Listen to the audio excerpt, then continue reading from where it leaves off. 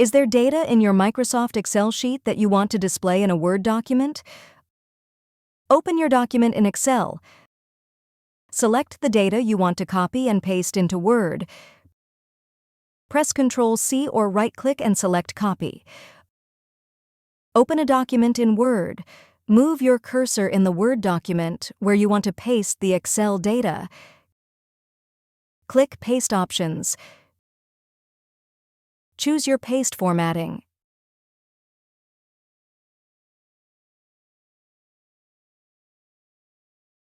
Save your work. If you found this video helpful, kindly like and subscribe. You may also click and turn on the notification bell so you can be notified from whenever we release new videos.